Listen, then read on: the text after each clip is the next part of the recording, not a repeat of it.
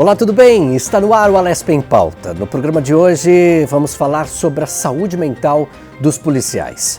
Vocês sabiam que um estudo divulgado então no final de 2020 apontava que somente em 2019 91 policiais militares e civis cometeram suicídio. Já os mortos em trabalho foram 72. Fora de serviço então, como eu disse, 101 policiais foram mortos. O número de policiais que tira a própria vida é maior que a dos que morrem em serviço, de acordo com o relatório anual do Fórum Brasileiro de Segurança Pública. O atual crescimento no número então de casos de suicídios entre policiais nos leva a questionar a existência de programas que foquem na saúde mental desses trabalhadores e eventuais reflexos na segurança pública. A Polícia Militar do Estado de São Paulo é bastante atuante na área da saúde mental, possuindo diversos estudos, programas de tratamento, manuais de prevenção ao suicídio e treinamentos com os policiais. A Secretaria de Segurança Pública do Estado, então, tem feito um novo estudo de investimentos e treinamentos da corporação a fim de proteger a saúde mental dos policiais. Um atendimento com serviços de psicoterapia individual e em grupo, palestras preventivas e programas específicos em diferentes fases da vida profissional do policial militar. Aqui na Assembleia Legislativa, o projeto de lei de número 206 de 2022 pretende instituir a Semana Estadual em prol da saúde mental policial e incentivar a realização de ações, campanhas e programas para conscientizar os agentes de segurança pública quanto à importância dos cuidados com a saúde mental e prevenção de doenças psicológicas. Para falar então sobre esse assunto, sobre esse tema, nós convidamos o especialista em segurança pública Alexandre Guimarães e também de forma remota o coronel Diógenes Munhoz, que é especialista em ocorrência então em suicídios. Depois dessa longa apresentação aqui que a nossa direção trouxe, eu desejo aos senhores boas-vindas. Muito obrigado. Vamos iniciar Obrigado. Que bom, coronel. Vamos iniciar aqui com o Alexandre, porque, e me permita, coronel, por favor, Alexandre está aqui presencialmente em nossos estúdios. Eu gostaria de iniciar, então, Alexandre, conversando sobre esse tema de relevância, de tão importância, ainda mais agora, em setembro, que também é o Setembro Amarelo. Bom, primeiramente, né, quero agradecer a Deus na pessoa de Cristo, né, sempre gosto de mencionar, né, agradecer à TV Alesp, né, em particular ao Arthur Neves, né, e a minha querida amiga Melissa, né, e a todos os colaboradores da TV Alesp, né, que fazem esse trabalho brilhante, você, inclusive, que está à frente desse trabalho, e ao comandante, querido Coronel Diógenes, né, e a todos aqui, telespectadores da TV Alesp, né. Bom, esse é um assunto bastante espinhoso, né, principalmente aí, né, no universo da segurança pública, no universo policial, né, mas que precisa ser debatido, há uma necessidade sine qua non para que a gente realmente converse sobre esse assunto, né, para tentar, para mitigar essas situações, né, quem sabe, é difícil, né, chega a ser utópico, eliminar esse problema, né, que não é parte da segurança pública, né, é um problema social que a segurança pública faz parte da sociedade e acaba, pelas nuances da atividade policial, né, sendo talvez a maior vítima dessas ocorrências envolvendo suicídio. Diante dessa apresentação do Alexandre, coronel, por favor, como é que está a saúde mental dos policiais? Arthur, primeiramente, obrigado a todos os amigos da Alesp em Pauta pelo convite. Na verdade, a saúde mental ela é muito mais ampla que só dos policiais militares. Os policiais militares eles não podem ser retirados como se fosse uma tomografia computadorizada, né, no contexto da saúde mental de uma sociedade que hoje sofre pela saúde mental. Não é lógico que existem alguns fatores, mais especificamente, que levam a fazer com que o policial militar possa ter uma maior possibilidade de tentar contra a própria vida. Mas diga-se de passagem aqui, eu viajo bastante pelo Brasil, né, pelas polícias militares, pelos corpos de bombeiros militares, E eu sou testemunho ocular de quanto o CAPS da Polícia Militar é referência no Brasil inteiro em seus tratamentos, em seus profissionais. Então, quando a gente foca esse setor da sociedade, né, como policiais militares, a gente não pode ter uma visão só monocular, que é só o policial militar. Na verdade, quando a gente fala de saúde mental, e eu quero parabenizar o pessoal da Lesp Pauta aqui, por ser Setembro Amarelo, que é um mês que acabamos tendo muito mais voz e muito mais amplitude de divulgação desse tema, em abordar esse tema. Então, a saúde mental, ela está em crescimento no Brasil. Se nós pararmos para pensar, na década de 90 ainda tínhamos a não assinatura do Tratado de Caracas, né, que extinguiu praticamente todos os manicômios do país. O Brasil torna-se signatário da Carta de Caracas na década de 90, e a partir dali há a substituição dos manicômios pelos atuais CAPs. Então, a partir daí, há uma evolução, né, nos tratamentos psiquiátricos, nos tratamentos terapêuticos, né? Isso não se dá só na Polícia Militar do Estado de São Paulo, isso se dá na sociedade brasileira como um todo. E aí, falando sobre sociedade, inclusive Alexandre trouxe aqui, não é? Que é uma questão somente da corporação. E aí, quando a gente trata então de sociedade, quando a gente inclui toda essa sociedade, como que a sociedade poderia ajudar a saúde mental dos policiais, Alexandre? Olha, foi até interessante, né, a gente evoluir para esse assunto, né, a sua pergunta em particular, né? É fundamental que você não traga problemas, né, para a atividade policial, né? Uma coisa simples, né? Numa abordagem, né, faça aquilo que o policial está pedindo para que você faça, né? Se porventura você acreditar que a ação está desmedida, né, naquele momento não é o momento para que você tome alguma atitude, mas sim obedeça à ordem do policial e posteriormente, se for o caso, né, vá à corregedoria, vá à delegacia, né, registre um boletim de ocorrência, seja ouvido a termo, né, em alguma unidade da polícia, seja militar, civil, da guarda municipal, né, e ali sim, se você acredita que a ocorrência não tenha sido, a abordagem não tenha sido, né, a correta, né, ali você faça a sua reclamação. Se você entender, né, que o policial que está ali, né, também é um pai de família, uma pessoa que trabalha, que tem as suas atividades, né, e ali uma atividade laboral legítima, né, não traga problemas para o policial. E principalmente, né, sendo um cidadão de bem, né, procure ser um bom pai de família, né, porque nós temos bastante ocorrências, né, de comportamento, né. Grande maioria das ocorrências, aí, principalmente ligadas ao 90, são discussões de família, briga de casal, pais e filhos, né? Brigas entre irmãos, né? A polícia aparece com uma vara de família, né? Então, se você conseguir resolver os seus problemas e não trazê-los para o Estado, já vai ajudar e muito, né, na saúde mental dos policiais, inclusive na sociedade mais pacífica, né? Coronel, por favor.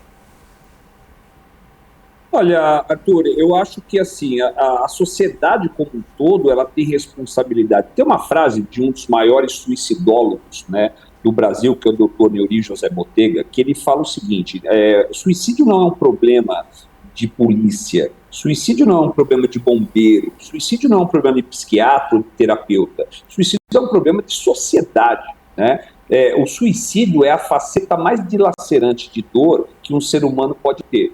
Então, imagine, né, para uma pessoa pegar, para um policial militar pegar uma arma e ir para dentro de um quarto escuro e sentir o gelo da massa de mira no céu da boca, ele lutou contra ele mesmo durante muitos anos, né? Está dentro do nosso entendimento mais freudiano, né, dentro de uma divisão do psique humano, está dentro do id lá, alguns instintos que nós temos durante a nossa vida. E o instinto mais latente, mais forte, é o instinto da sobrevivência. Ou seja, uma pessoa que tenta o suicídio, ela lutou contra o instinto dela mesma, né, durante muitos anos. Então, o acolhimento, né, o ouvir, ele se dá nos primeiros degraus de uma escada de adoecimento. Então, quando uma pessoa, ela começa a ter, e é normal, né, Arthur, a gente tem que deixar bem claro aqui, que a gente não pode perder o direito sagrado de adoecer. Nós temos o direito sagrado de adoecer, só que nós temos também o dever divino de nos tratar. Então é normal adoecer. Da mesma forma que em algum momento vai te faltar alguma enzima, algum hormônio, pode te faltar também alguns ligados à nossa saúde mental, serotonina, endorfina, noradrenalina, melatonina para dormir. E aí o médico que trata esse tipo de transtorno, de humor ou de personalidade, ele se chama psiquiatra, né? O grande problema é que hoje a sociedade brasileira ainda nutre muito preconceito para com os tratamentos, para com esses profissionais, terapeutas, psiquiatras, né? E aí acaba gerando, isso não vem de agora, não, isso vem da minha geração para trás ainda. Se eu pedisse para que nossos telespectadores aqui completassem a frase, todos possivelmente completariam com a mesma palavra. Psiquiatra é médico de... Não é médico de louco, não é médico de doido que você pensou, mas isso vem de um ranço, né, gerado e baseado no preconceito que a gente tem aí, ainda das fases manicomiais, como eu disse. Psiquiatra é médico de gente, o acolhimento se faz necessário. Quando a gente detecta uma pessoa em sofrimento próximo a nós, independentemente de ser policial, independentemente de trabalhar na área da segurança pública, na área da urgência ou da emergência, quando você acolhe, quando você doa audição compassiva, ou seja, quando você doa a sua atenção, possivelmente você esteja salvando uma vida. Não salva só vidas aquele bombeiro que sobe em cima de uma ponte na hora de uma tentativa de suicídio. Salva a vida também aquele que acolhe e que ouve uma pessoa em sofrimento. Olha, perfeitamente. A fala do senhor é excepcional. E quando o senhor traz, então, grandes teóricos para a conversa, fica mais fácil de compreender. E aí eu tento, enquanto o senhor falava, coronel, ficava imaginando, né? O senhor trouxe os bombeiros, claro, obviamente, ao papo, que são profissionais que estão ali. Por exemplo, a gente tem vivenciado momentos agora, por exemplo, no sul do país, né, um estado uma região muito próxima a nós, aqui no Sudeste, e os bombeiros trabalham sem cessar, e tantas outras catástrofes que aconteceram no nosso estado, por exemplo, aqui em São Paulo, e não somente isso, mas como é que tem sido o preparo, por exemplo, desses profissionais?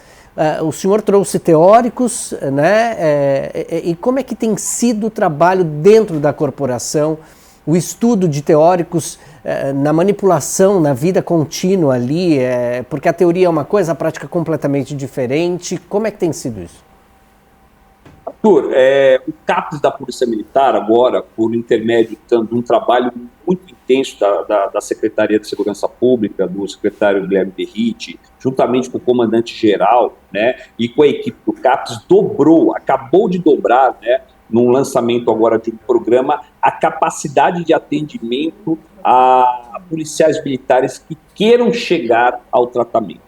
Veja bem, se eu acabei de falar que o CAPES da Polícia Militar do Estado de São Paulo é referência nacional, e diga-se de passagem, ratificando essa informação, em todo o país ele é referência. Se eu acabei de falar que ele acabou de dobrar a sua capacidade de atendimento a todos os policiais militares que queiram se tratar, por que então colhemos ainda tentativas de suicídio alto? Por dois motivos. Primeiro, o método está sempre próximo. Arthur, se você pensar em suicídio, possivelmente você vai idealizar durante muito tempo e depois você vai para a fase do planejamento e possivelmente você vai um dia, lógico, hipoteticamente falando, você vai tentar o suicídio por um método que você idealizou e planejou anteriormente. Existem várias possibilidades no dia que você acordar como sendo o último dia da sua vida, as coisas acontecerem de forma a te impedir, né? É o ônibus que atrasa, é um pensamento na sua filha, é um pensamento no seu filho, é um pensamento na sua mãe, e você vai baixando uma das características do suicídio, que é a impulsividade. Bem, hoje, ou em qualquer lugar do mundo, um militar, não digo nem policial militar, um militar ou alguém ligado à área da segurança pública pensa em suicídio e o método está sempre à mão, ou seja, arma de fogo. Porém, não dá para desvincular uma arma de fogo de um policial ou de um profissional da área de segurança, ok? Da segurança pública, não tem como. E aí a gente tem que agir no segundo fator, que é o preconceito. Eu acabei de falar, novamente, que o CAPES dobrou a sua possibilidade de atendimento, que é referência nacional, por muito empenho da Secretaria de Segurança Pública de São Paulo, por muito empenho do nosso comandante-geral, do nosso comando-geral, por que então o policial adoece? Pelo preconceito. Nós temos ainda muito preconceito em procurar o atendimento.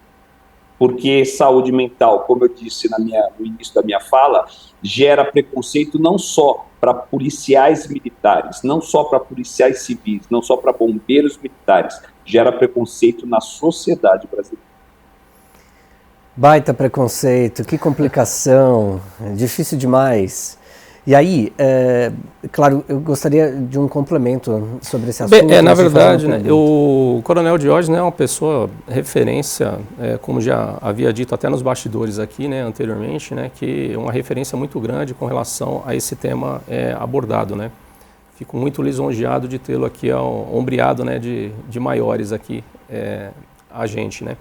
Agora, o que eu falo, mais importante do que o método, né, porque se a gente for avaliar, por exemplo, no Japão, né, que é um país que tem alta taxa de suicídio também, né, e lá praticamente a sociedade não tem arma de fogo, né, a Inglaterra também, né, então, mais do que o instrumento, né, porque eu tenho certeza que se eu deixar a arma aqui do lado, né, nada vai ocorrer, né, mas se a gente potencializar isso, e ele muito bem disse, né, é esse preconceito, né? Então, quando a gente combate a causa, né, os efeitos, né, automaticamente eles vão se esvairir, né? Então, é importante a gente trabalhar nessa quebra de paradigma, nessa mudança cultural, né, quebrando exatamente o preconceito, né? E como eu já disse aqui, inclusive, né, isso independe do posto ou graduação, né? Eu falo até, se o coronel que me corrija se eu estiver equivocado, né? Mas principalmente eu vejo até um risco até maior no meio do oficialato, tá? Porque existe a solidão do comando, né? Então é uma atividade muito, como é que fala? Muito solitária, né? E ele precisa, né, mostrar para a tropa que ele está, né, tá destruído, mas ele, né, procura. Então isso é algo que realmente acaba prejudicando, né? Então, mais para complementar as palavras aí do comandante. E aí, quando ele traz essa informação, o Alexandre traz essa informação, coronel, é um pouco assustadora também, assim, porque a gente não ouve notícias relacionadas a esse fato, né? Muitas vezes a imprensa, né, a TV aberta, assim chamada, TV comercial, acaba que não tocando nesse assunto por N situações. Mas recentemente, inclusive, recebemos em um outro programa aqui, ao vivo, falávamos justamente sobre a necessidade de se falar sobre esse assunto. E ainda mais com oficiais. Sim, sim. É um assunto que não lota auditórios, é um assunto que não dá muito ibope, né? Não dá muitas pontuações lá no ibope. É um assunto que, salvo engano, eu agradeço aí a deferência que o meu amigo Alexandre falou, né? Mas assim, eu não sou uma referência nacional, eu apenas sou um estudioso, mas por ser um estudioso já há 18 anos na área da suicidologia, para que vocês tenham uma ideia, eu fui chamado para um programa de grande audiência, né? Eu acho que 2 vezes em 18 anos, 2 vezes. Quem sabe se eu falasse sobre a importância da batata doce na definição de abdômenes, a gente teria mais chamados aí na área da imprensa, porque o assunto é espinhoso. A morte é um assunto que gera tabu. E aí, quando a morte vem por suas próprias mãos, o tabu é duplicado, triplicado. Então, assim, dificilmente você vai ter esse assunto sendo amparado, sendo abordado fora de setembro, né? E as pessoas adoecem fora de setembro. As pessoas adoecem de outubro a agosto, né? Em setembro a gente fala um pouquinho sobre prevenção do suicídio. Então, assim, não adianta a gente rever conceitos ou não ou implementar. Não adianta, Arthur, você ter um psiquiatra aí na sala ao lado, à tua disposição, um terapeuta na outra sala ao lado, se você não for com as suas próprias pernas procurá-los, né? Então, assim, é o que a gente vira e mexe. Eu não estou falando que a saúde mental está perfeita, que há uma grande possibilidade de tratamento, não é isso, né? Mas hoje, dentro da Polícia Militar, eu garanto para vocês que a possibilidade de tratamento ela é ampla, né? O que a gente tem que fazer é quebrar o preconceito. Para você ter uma ideia, eu estava numa aula online agora, eu cito geralmente os três remédios mais tomados pelo brasileiro para tratamento de depressão e ansiedade, né? Porque a depressão e a ansiedade, a fisiopatologia das doenças são praticamente a mesma. Não tem depressão sem ansiedade e não há ansiedade sem depressão. Quando eu cito os 3 remédios mais tomados, né, o escitalopram, o cloridrato de fluoxetina, sertralina, todos acham que são remédios de tarja preta, e aí ninguém toma. Né? Porque ainda há, o preconceito é tão grande que o brasileiro deixa de tomar um remédio pela simples cor da tarja do remédio. Então a gente não pode, a gente tem que agir diretamente, como bem disse o Alexandre, no preconceito ao tratamento com relação a transtornos mentais. Bem que a ação do suicídio poderia assustar tanto quanto as tarjas, né? Se a tarja preta, né? O Alexandre é especialista em armas brancas. Eu queria até entender... Armas de fogo. Armas de fogo, perdão. Eu queria até entender quando se fala em armas de fogo aqui, né? Especialista em armas... Explica um pouco pra gente essa realidade, por favor. Bom, cara, é o que eu falei, né? A gente entrou num assunto que eu gosto, né? Gosto bastante de arma de fogo, né? E defendo, inclusive, que qualquer cidadão decente desse país aí, né? Sob critérios, obviamente, não é Bangu o negócio, né? Ele tenha esse direito legítimo de ter e portar a sua arma de fogo. E o policial é inerente à atividade dele, né? Eu costumo dizer, né? Eu sou uma pessoa que tem a minha fé, né? A Bíblia é chamada de a espada, né? Se fosse hoje feita, seria chamada de o fuzil, devido à sua letalidade, né? E poder de letalidade de vida, né? Então, o policial, na verdade, como ele é retirado da sociedade, são feitos vários testes, né, antes dele ser contratado, né, inclusive testes psicológicos, né, que é uma das fases mais prolongadas do concurso, né, da fase pré-contratação, é exatamente a fase psicológica, né. Então, ali ele tem que ser desprovido, né, de ansiedade diminuída, né, desprovido de ansiedade é impossível, né, mas ele tem que ter uma ansiedade diminuída, ausência de fobias, né, controle emocional, isso daí é fundamental, né. Então, são essas coisas, né, que vão mitigar, né, que haja algum problema no decorrer do curso e pós-formatura. E mesmo depois do período em que o policial ele está fazendo a sua escola, isso tanto na Polícia Militar, Polícia Civil, nas guardas civis municipais, né, em qualquer agência de polícia, né, ele também continua sendo avaliado durante o curso e posteriormente pós o estágio probatório e a sua carreira inteira, né? E porventura, se ele apresentar alguma situação, né? O duro é você identificar essa situação. Para nós, muitas vezes, né? E eu tenho certeza que aqueles que estão nos assistindo aí já passaram por alguém próximo, né? Ou alguém conhecido, né? Próximo. Caramba, mas se matou, mas estava tudo bem, estava cumprindo. Então é difícil da gente identificar, né? Quando a gente identifica, né? Existem os núcleos, né, os centros de atendimento psicossocial bem citados aqui, né? Aqui em São Paulo, graças a Deus, estamos bem à frente, né, dos demais órgãos, né? A gente consegue encaminhar o policial e lá, no caso aqui da Polícia Militar do Estado de São Paulo, os psicólogos também são policiais, né? Esse é um grande diferencial porque entendem a realidade do serviço, estão lidando com companheiros, né? Então isso ajuda no tratamento, né? E o principal, né, como eu já disse anteriormente, né, falando de arma, a relação de arma, a arma é a ferramenta do militar, seja ele bombeiro, seja ele policial. Evidentemente, mais evidente ainda na atividade policial, né. A arma, ela é um instrumento como qualquer outro, né. Ela tem o seu poderio bélico, né, mas é um instrumento, né. Então é importante que, como eu disse aqui, né, a arma por si só não faz nada sozinha, porque se a arma matar alguém, né, de 6 a 12 anos para arma de fogo, né? Então você libera, né, quem pressionou o gatilho, né? e põe a culpa na arma. Então o problema não é a arma de fogo, né? Se fosse assim, as pessoas não morreriam com faca, até violão, né? Taca violão na cabeça, como já vi matérias aí, né?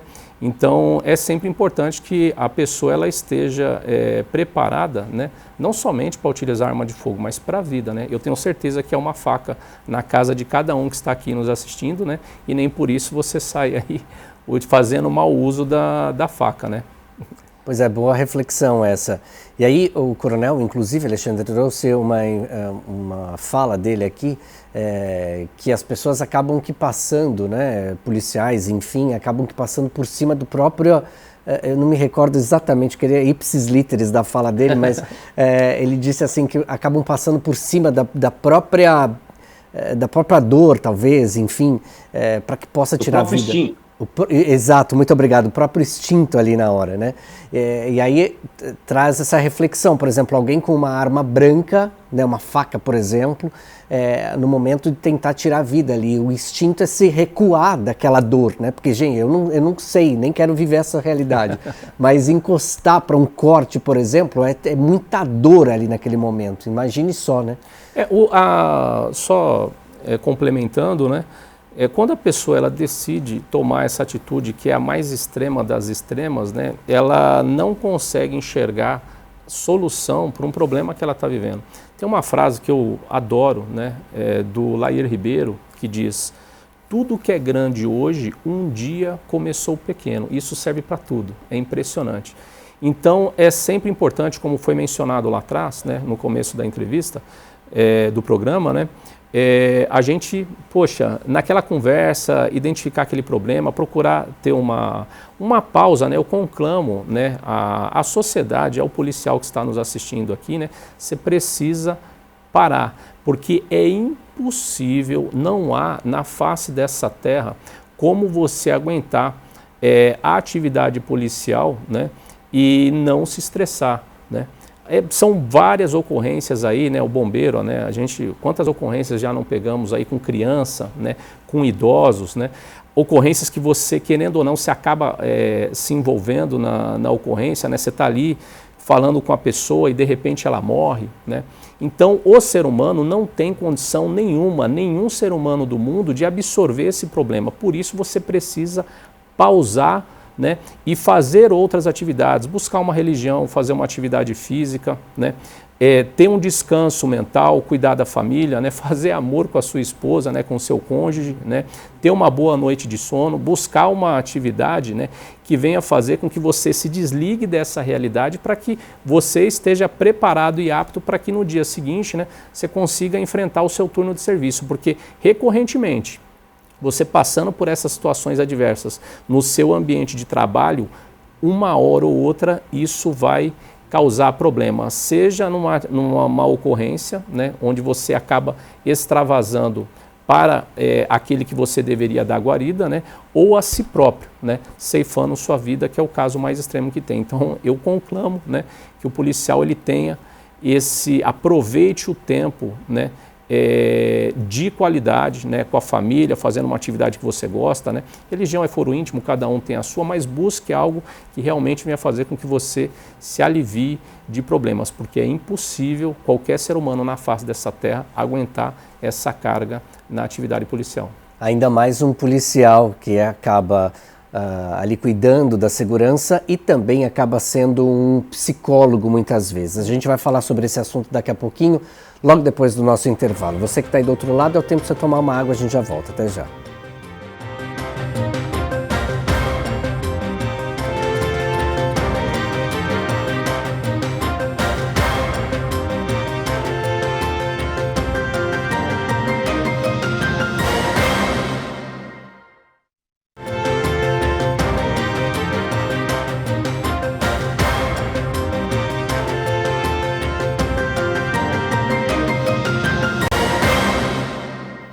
Estamos de volta com a Lesp em Pauta, hoje falando sobre suicídio, a vida, quão importante ela é entre os policiais, muito mais. A gente recebe aqui em nosso estúdio especialista em segurança pública, Alexandre Guimarães, e de forma remota o coronel Diógenes Munhoz, que é especialista também em ocorrência de suicídio. No bloco anterior, deixei uma questão aí falando sobre a importância, não é, que os policiais têm na preservação da segurança e também, de certa forma, no psicológico, coronel. É importante trazer essa menção também, não é? Ah, sim, com certeza, né? Cuidando do cuidador. Então, nós temos um programa dentro, né, da Polícia Militar, dentro do CAPS, que chama, né, dentre alguns programas, Cuidando do Cuidador. Como disse o Alexandre, nós recolhemos a mazela, né, da sociedade, né? Então, são cenas fortes, são, às vezes, características bem marcantes, né, que pode levar um policial militar, um bombeiro militar, a ter um TEPT, por exemplo, né, desenvolver um TEPT. E aí, quando ele não gera esse cuidado, né, esse autocuidado, ele acaba adoecendo com o passar dos anos. É natural, né? Nós temos, como eu disse anteriormente no bloco, o sagrado direito de adoecer. Então, a gente não pode perder o sagrado direito de adoecer, mas aos primeiros sinais de adoecimento, como qualquer outra doença, a doença com características mentais não é diferente, a gente tem que procurar o tratamento. Então, vem aí o dever divino de se tratar também. Por favor, Alexandre. Bom, é isso, né? Conclamo, né, você policial aí, que procure se cuidar, né? Aproveitar os seus momentos de folga, né? Exatamente para que você mitigue, né, os processos de doença na tua vida, né? Sejam elas físicas, né? Sejam elas que com certeza vão evoluir para as doenças aí psicológicas, né? E numa última instância levá-lo aí a ceifar a sua vida, né? Então é importante que você, policial, militar, civil, municipal, federal, enfim, né, cuide da sua família, dê valor às coisas importantes, né, que começam no pequeno, né. Esse final de semana tive a oportunidade de passar com a minha família, né, e com meu filho comemorando o aniversário, né, então é gostoso esse abraço, né, do filho. Eu sou uma pessoa que eu valorizo demais a família, né? Então eu falo para você mais muitas vezes do que o bico é legítimo, né? Você trabalhando corretamente, né? Dentro daquilo que é lícito, né? Mas valorize mais a família, né? Busque mais os momentos com a família. Não há dinheiro no mundo, né, que vá trazer esses momentos de qualidade na sua vida, né? Outra frase do Lair Ribeiro, né? Importante, né? Que é importante você cuidar da sua saúde, porque senão no futuro, obrigatoriamente, você vai ter que arranjar tempo para cuidar da sua doença. Então, leve esse momento a sério, né? Busque uma atividade que você gosta, se puder unir tudo, né? Religião, saúde, mental, atividade física, né? Faça, né? Se não, busque uma atividade que você consiga manter um relaxamento mental, esquecer um pouco das atividades de serviço, né? Porque senão você não para, não tem jeito. E olha, você falava sobre a importância da família, Alexandre. Aqui na Assembleia Legislativa existem inúmeros policiais militares que trabalham aqui na Casa de Leis, na preservação da segurança da Assembleia Legislativa do Estado de São Paulo, e é interessante porque a gente começa a vivenciar também, não é? E aí eles sempre muito sérios, trabalhando, mas a gente observa nas redes sociais o trato com a família, a importância de todos estarem juntos. Então existem dois lados e precisa, na verdade, de equilíbrio para trabalhar esses dois lados. E quando você traz essa realidade de família, do trabalho fora, ou melhor, numa questão de trabalho fora, de bicos, enfim, o policial militar, os policiais são mediadores de conflitos e é importante que essa mente deles esteja de fato preservada. Exato. Cara, a mediação de conflito é algo inerente na vida de qualquer policial. Em particular, tudo na polícia militar é mais exatamente porque é a polícia que vai, primeiro, previne a situação, né, mas é a primeira a chegar no local da ocorrência, né? Então a mediação de conflito, ela é algo sine qua non, é inerente à atividade policial, por isso é importante que ele esteja preparado para tal, né? E esse preparo, além da sua formação técnico-profissional, ele que vai dar um azimuth, né, para que o policial ele possa desenvolver a sua atividade, como eu falei, se ele não fizer dar sequência nesse parâmetro, né, fora da atividade de serviço, né, descarregando, né, e carregando a bateria, na verdade, né, ele vai acabar fazendo parte da ocorrência, né? Então tem uma frase de uma empresa, não vou citar o nome obviamente, né, mas que eu gosto muito, né, tudo gira em torno da comunicação, que é entender para atender. Quando a pessoa ela entende, né, aonde está o problema, ela consegue dar uma solução adequada para solucionar esse problema, né?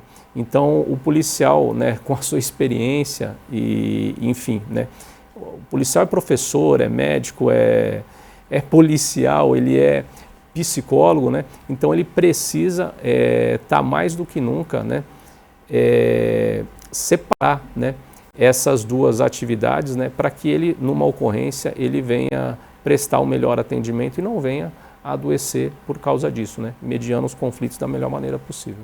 Ainda mais durante a pandemia, né, Coronel, que o número de ocorrências, como é que ficou essa realidade, né, psicológica, inclusive? Na verdade, as tentativas de suicídio e suicídios consumados atendidos pelo Corpo de Bombeiros aqui de São Paulo, né, foram até alvo de um artigo científico publicado por mim e mais alguns autores. O número de suicídios diminuiu durante a pandemia. E lógico que após pandemia, como qualquer catástrofe, guerras, pandemias, o número de suicídio aumenta, historicamente é assim. Agora é interessante que as pessoas podem perguntar por que diminuiu no momento da pandemia, porque aí está a chave. Aí está a chave.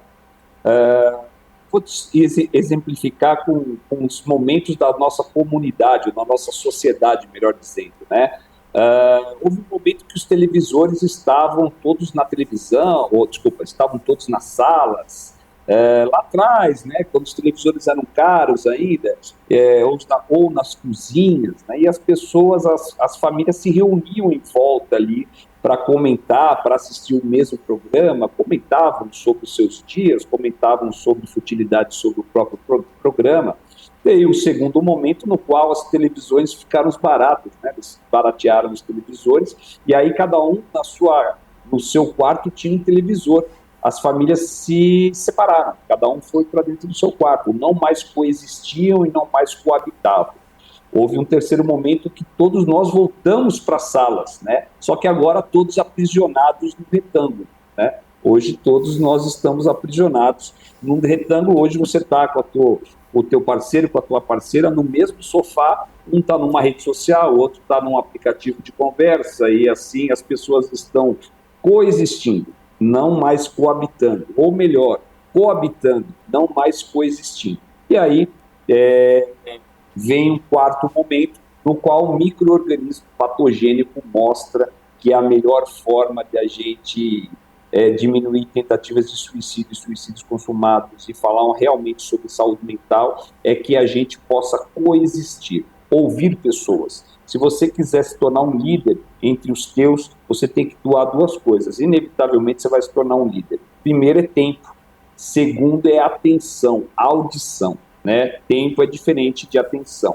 Primeiro é tempo, segundo é audição. Só que é muito difícil a gente fazer isso, Arthur, porque possivelmente você seja mais uma das pessoas que, assim como eu, não consegue ouvir um áudio de 1 minuto em velocidade 1 mais, né? A gente tem que pôr velocidade de 1,5, 2. Então nós estamos cada vez mais ansiosos. A chave disso é a gente, de alguma forma, criar uma rede de proteção. Não vamos deixar de ser ansiosos, não dá mais, né, para voltar. O Brasil hoje é o país, estatisticamente, com o maior número de ansiosos do mundo. Então, o tratamento, quem sabe, o título para isso está numa rede de proteção à saúde mental, né? Ou no qual um olha pelo outro.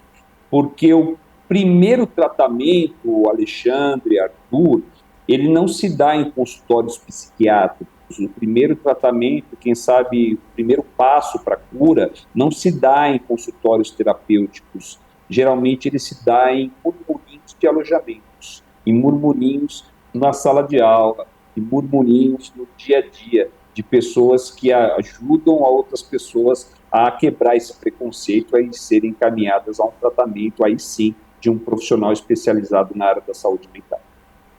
Tem uma frase que eu gosto, né, ela é bíblica, que diz o seguinte: a humildade antecede a honra, né? Eu, particularmente, falo com humildade, com muita ressalva, né? Porque poucos são, né? Mas muitos creem que são. Mas o tema não é esse, né? O que eu quero, o cerne dessa questão, né, dessa frase bíblica, né, é que a gente tem que se colocar na nossa posição e ver que, poxa, né, nós codependemos um dos outros, né? E quando a gente está passando por uma situação, nós não somos super-heróis, né? Até Jesus, né, recorreu ao Pai nos seus momentos de dificuldade, né? Cabe a nós também em falar, caramba, eu estou dando um passo maior que a perna. E quando você dá um passo maior que a perna, você acaba metendo os pés pelas mãos e a queda pode ser muito grande, às vezes irreversível. Então é importante, como bem mais uma vez mencionado, né, a gente ter um amigo que a gente possa confiar, alguém que você tenha, às vezes tem uns amigos mais chegados que o irmão, né, ou mesmo na família, sempre vai ter alguém disposto a te ajudar e que entende, né, a sua situação, entende o seu problema. E é importante a gente extravasar, né, a essa pessoa, né, que a gente tem confiança, e eu tenho certeza que duas cabeças pensam melhor do que uma, e às vezes traz uma visão, um prisma, que você não estava enxergando, e isso pode evitar problemas maiores, né? Então é importante a gente se colocar na nossa posição, falar, cara, eu não sou super-herói, né? Então esse momento aqui, né, ou ainda que seja, né, é importante a gente dar um passo para trás, né, para depois dar 2, 3, 4 para frente, e do que querer dar 2, 3, 4 passos para frente e aí não ter condição de segurar. A gente está no momento em que os alertas precisam estar muito mais ligados. O que vocês pensam sobre isso? Por favor, começando com o Alexandre. Olha, uma outra frase aí que o comando utilizou, né, que a gente está cada vez mais escravos da tecnologia do celular, né? Eu sou um cara que eu sou aficionado por tecnologia, né? Fiz 3 faculdades de informática, fiz 2 pós-graduação na área de informática, ainda tentei fazer um mestrado, né? Mas aí por uma situação pessoal acabei não... Então eu sou um cara que eu gosto bastante da área de informática, né? Mas ela tem o seu lado negativo, né? Principalmente agora com a inteligência artificial, né? Nós estamos virando pessoas totalmente robotizadas, né? Então isso acaba gerando um problema, porque tira de nós o mais bonito que é o ser humano, a sua humanidade, a sua empatia, a sua capacidade de se condoer, né, com o próximo. Então, mais uma vez eu falo, gente, vamos rever alguns conceitos, é importante você dar uma pausa, inclusive para a tecnologia, e conversar, sentar, né? Às vezes uma conversa diária de 5 minutos, né? Não é impossível que você não tenha 5 minutos da sua vida, se você não tiver tempo de parar e refletir, né? E procurar atender as demandas, né? Passar uma frase que eu falei no início aqui do programa, né? Tempo de qualidade, né? E você aproveitar esse tempo de qualidade. Eu tenho certeza que você aproveitando um tempo de qualidade, né, um pouco distante da tecnologia, né, mas aqui, ó, no tete-a-tete, nessa conversa, nesse bate-papo gostoso, né, eu tenho certeza que você vai ter menos problema, vai ter muito mais aproveitamento, inclusive da tecnologia, né, e vai fazer da sua vida uma vida bem melhor. Olha, excepcional esse comentário do Alexandre aqui. A humanidade, ou melhor, o paulista está acabando de vivenciar então um momento agora de shows aqui na cidade. E aí ontem, acompanhando o término, então encerramento, só para lembrar vocês que esse programa é gravado, então, e aí assistindo ontem a uma parte do show pela televisão, eu observava diversos celulares, né? Ali está todo mundo querendo a melhor imagem. Me perdoem essas pessoas, mas existem aqui na Lesp, por exemplo, 3, 4 grandes profissionais da imagem aqui atrás das câmeras. Deixa que essa galera faz o trabalho. E ali para de vivenciar aquele momento do show, né? Aí você pergunta assim, daqui a 10 anos você pergunta, mas você lembra daquele show XYZ? Ai, não, peraí, deixa eu ver se eu tenho a imagem aqui no celular. Engraçado, Arthur, me desculpe até, mas complementando, né? A pessoa ela está buscando a melhor imagem, sendo que ela está com a melhor imagem disponível à frente dela para ela ver depois, né? Sendo que inclusive vai estar gravado. Fato. Então, mas eu acho que essa cobrança digital, Arthur, Alexandre, ela é vinda do post pelo post, né?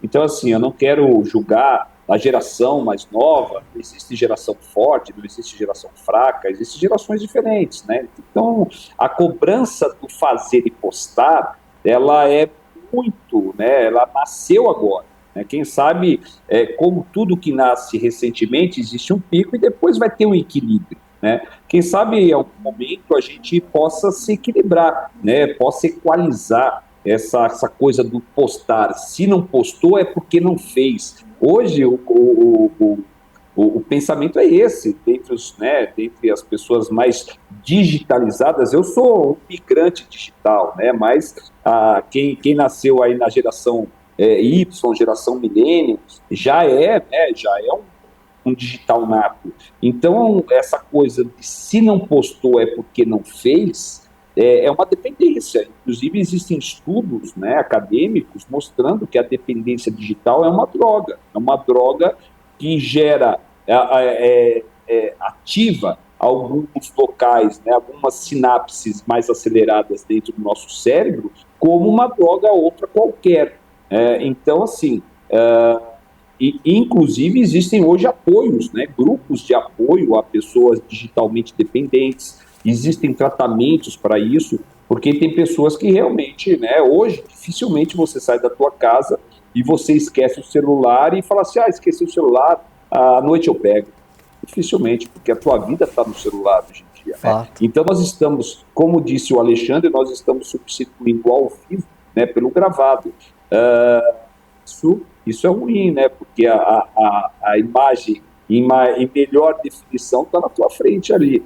Isso acaba também deixando com que nós percamos algumas propriedades do ser humano. A escrita, né? Então hoje, se você digitar sem um corretor, quem sabe você tem até esquecido algumas palavras e como ela é escrita. Você perde até parte da memória, porque está gravado, está postado, então você acaba perdendo isso.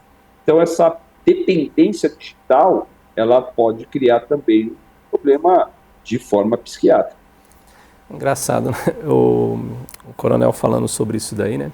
Quando eu comecei a estudar, fazer informática, desde a minha primeira faculdade, então eu bastante teclando, né? E você esquece um pouco de escrever. Eu sempre fui uma pessoa eu sou um autodidata por natureza, amo estudar. É difícil a gente ouvir isso, né? 2 coisas que eu gosto, estudar e lavar louça. Mas é interessante, eu sou ambidestro, eu escrevo com as 2 mãos, né? Só que a minha letra é tão ruim uma mão quanto a outra, né? E muito também porque depois que a gente começa a dedilhar, né, teclar, você acaba perdendo, né, aquela qualidade de... Né? Então aí faz o quê? Uns 2, 3 anos, aí, principalmente um pouquinho antes da pandemia já, eu comecei a retornar a escrever, porque eu falei, cara, né, tá impossível, né? Eu escrevo com as 2 mãos, mas você não consegue entender o que escreve nem com uma nem com outra, né? Então realmente você acaba perdendo essas propriedades, a memória também, né? Então é importante a gente dar aquele break, né? E interessante quando você traz essa reflexão também, né, de ter a habilidade com as 2 mãos na escrita.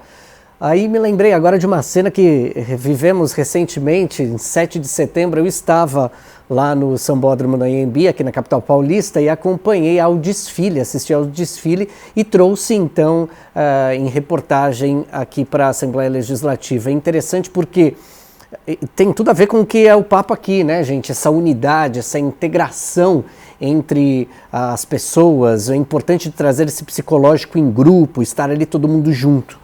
E aí é interessante porque o desfile de 7 de setembro ali, né, a marcha é muito pontual. Qualquer ato ali durante o desfile, a perna direita que está junto com a perna direita do outro, a perna esquerda, a volta da cabeça é a mesma. O sentido das mãos. Ali aquele movimento é extremamente orquestrado e eu acho que isso as Forças Armadas trazem demais para a gente, essa reflexão, e é uma reflexão psicológica, inclusive, coronel. Sim, a ordem unida gera disciplina e espírito de corpo, é o que você acabou de resumir aí, né? Isso que você viu lá no 7 de setembro chama-se ordem unida, que pode ser com ou sem comando, né?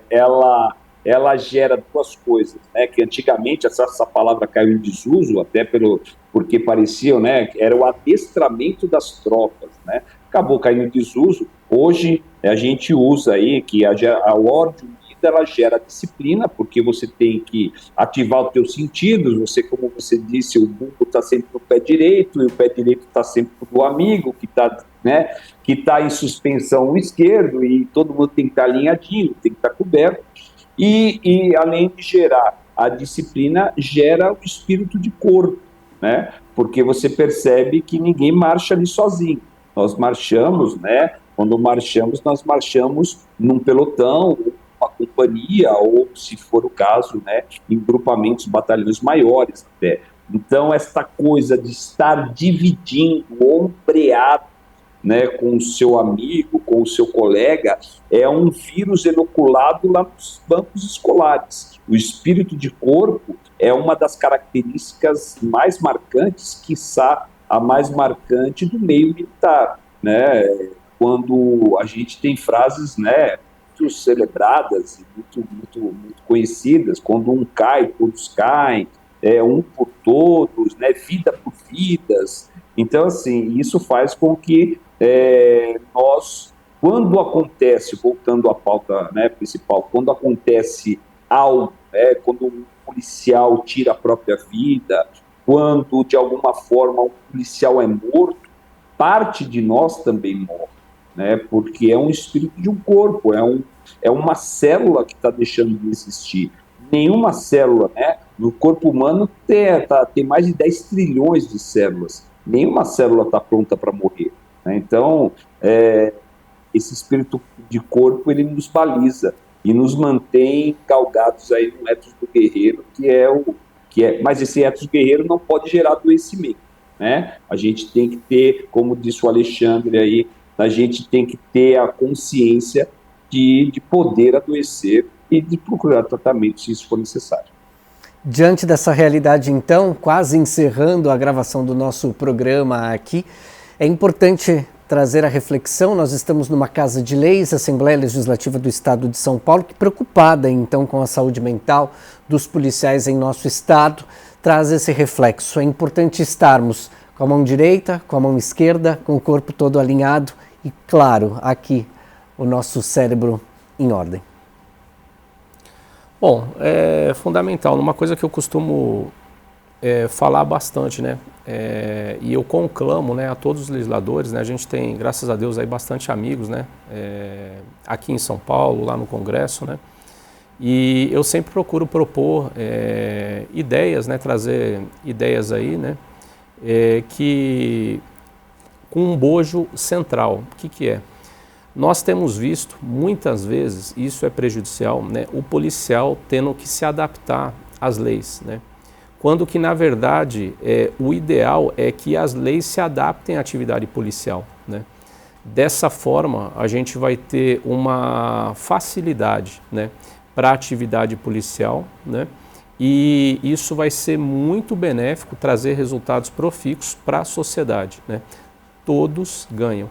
Então é fundamental, estamos numa casa de lei, né? Conclamo a todos os parlamentares aqui, né, que façam leis, né? Primeiro perguntem para quem é da área de segurança pública, né, as leis que podem, de fato, né, ajudar o policial, né, que está na ponta de linha, ou mesmo aquele que está na atividade meio, né, para que a sociedade em si ela tenha uma polícia cada vez mais preparada, atuante, né, e com a sua missão constitucional, que é de servir e proteger, né? O policial vai estar bem mais saudável, né? A sociedade estará saudável e eu tenho certeza que nós vamos colher bons frutos, né, desse trabalho.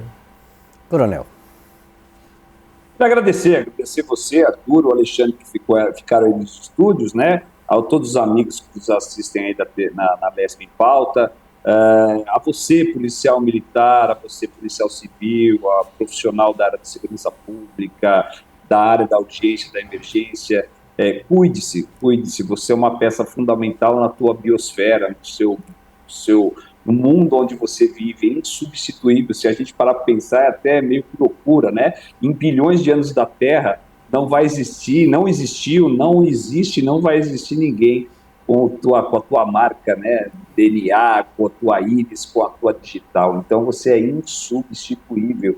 É natural que você adoeça, faz parte dessa loucura chamada vida. O que não é natural é você adoecer e não procurar os canais necessários para o teu tratamento. É como você ter uma dor de joelho e não procurar um ortopedista que vai curar a sua dor de joelho.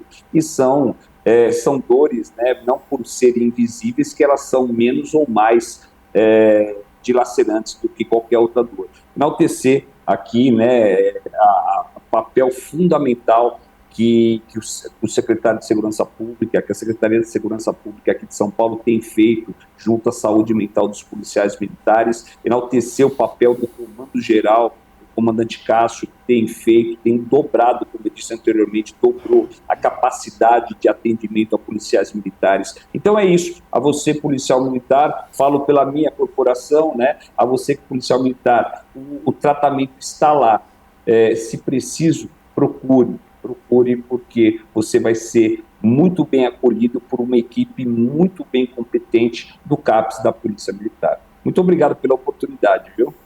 Nós quem agradecemos, então, agradeço demais a presença aqui do Coronel Diógenes Munhoz e também do Alexandre Guimarães. Muito obrigado pela presença. Obrigado. Essa aula que recebemos aqui fica um convite para que possam retornar ao programa, então, a nossa programação, para discutirmos de fato esse assunto que é tão importante, que é a saúde mental dos policiais. Muito obrigado. Obrigado. E a vocês que nos acompanharam durante, então, a gravação, a exibição deste programa, o Alesp em Pauta é de mais importante para trazer a reflexão daquilo que você também precisa, nosso cidadão, nosso telespectador. Muito obrigado pela sua audiência, muito obrigado pela sua companhia. Meu forte abraço, a gente se encontra por aí. Tchau, tchau.